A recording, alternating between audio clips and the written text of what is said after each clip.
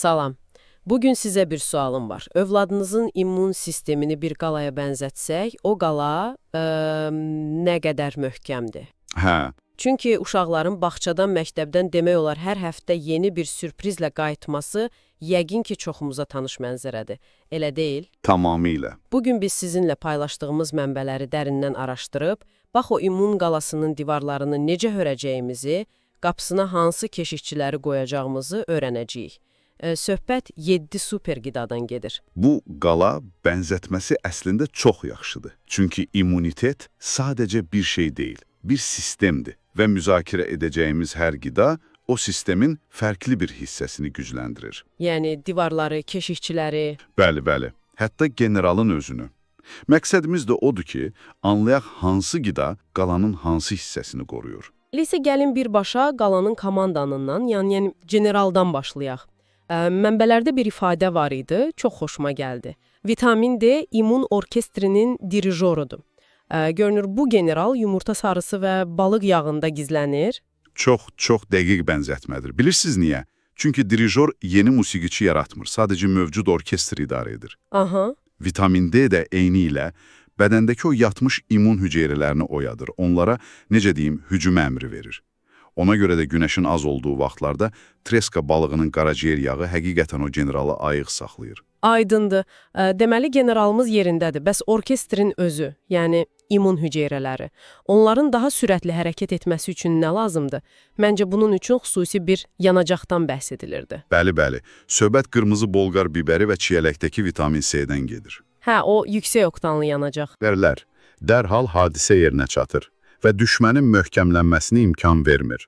Yəni xəstəlik heç başlamadan bitir. Bəli, potensial olaraq belədir. Yaxşı, sürətli hücum edən bir ordumuz var, amma qalanın divarları necə?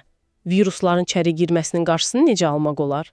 Mənbələrdə balqabaq tumları və qırmızı ətdəki sinkin virusların çoxalmasını dayandıran qalxan olduğu deyilir. Məhz bu, ən vacib məqamlardan biridir.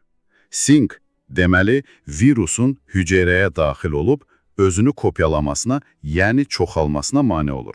Maraqlıdır. Beləcə, bədəndəki virusların sayı kəskin artmır və xəstəlik ya yüngül keçir, ya da ki müddəti qısalır.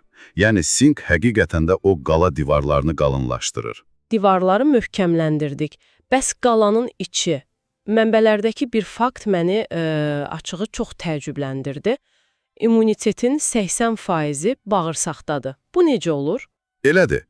Təsəvvür edin ki, bağırsaq divarı qalanın daxili sərhəddidir. Ev qatığı və ya kefirdəki probiotiklər, o xeyirli bakteriyalar. O xeyirli döyüşçülər. Hə, o döyüşçülər həmin sərhəddə canlı bir sədd yaradır.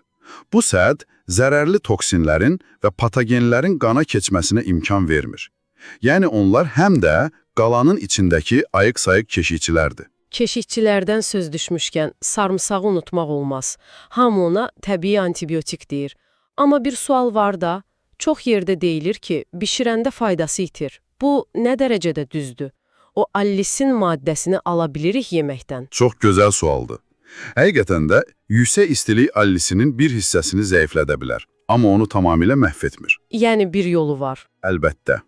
Ən yaxşı üsul sarımsağı əzib və ya doğrayıb, yemək bişməyə bir neçə dəqiqə qalmış əlavə etməkdir.